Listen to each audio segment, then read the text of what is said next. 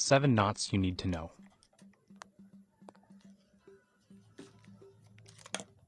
The square knot, also known as the reef knot. The square knot is a binding knot, typically used in boating, securing bandages in a medical setting, and home and garden. It's used to join two ends of a line around an object. Let's pretend that these two ends are part of the same rope. You go right over left for one of the knots, and then left over right for the other. The result should be a symmetrical knot with two ends running parallel to each other.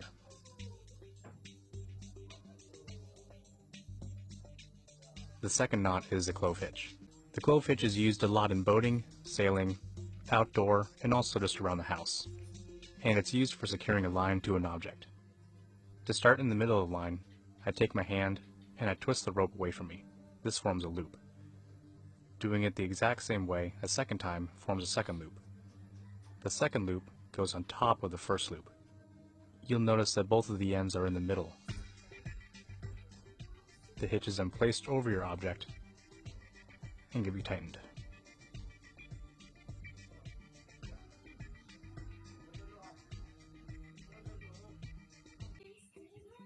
The third knot is a simple sheet bend. The sheet bend is a joining knot used in boating, outdoor, and also around the house.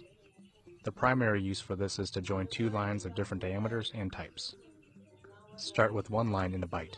This will be the thicker diameter of the two.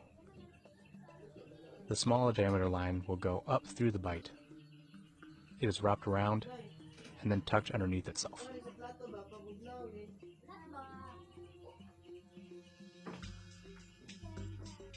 For a more secure bend, you can turn this into a double sheet bend by simply bringing it through one more time.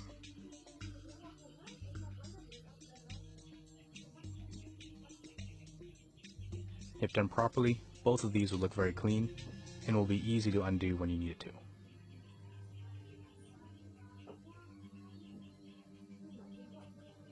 The fourth knot is a bowline. The bowline is a loop knot primarily used in boating, but also in the outdoors and around the house. The bowline is great for forming a fixed loop at the end of the line quickly. First, start by making an overhand loop towards the working end. The loose end is then brought through the bottom, through the loop, around the working end, and then back through the top of the loop.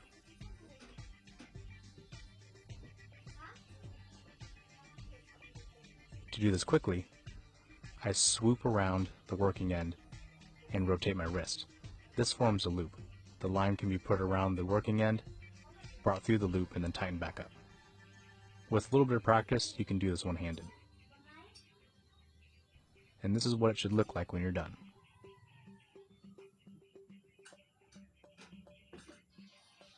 Knot number 5 is the figure 8 loop. This is one of my favorites because I use it a lot during rock climbing. The figure 8 loop is used a lot in sailing, in the outdoors, and also during climbing as well. And it's great for forming a fixed loop at the end of the line that's unlikely to slip. Starting with the bight, drape it over your hand. Snake it around the front of your hand, through the back, and then fish the bight through the eyelet.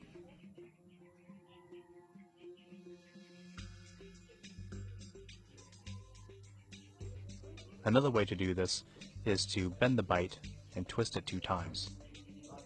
Bring it through the back, and you've formed a figure 8. The 6th knot that we're going to do is a round turn and 2 half hitches.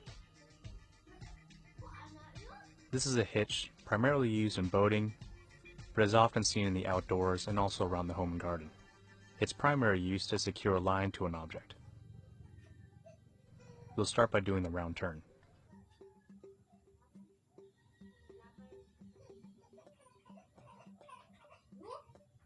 The loose end is then brought underneath, over the working end, and through the loop that it forms.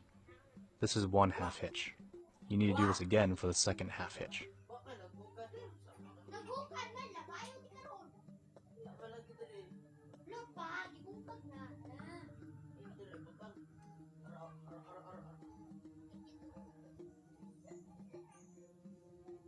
I saved my favorite knot for number 7, the taut line hitch.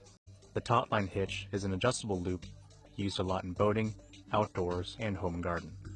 Its primary function is to adjust tension on the line. Fish the non-working end through whatever you're going to be attaching to. Form a loop and do 2 passes on the inside of that loop.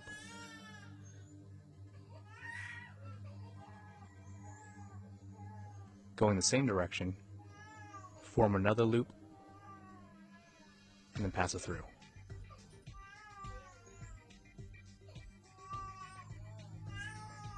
You know you've done this right when the loop goes one way and your trailing end goes the other way.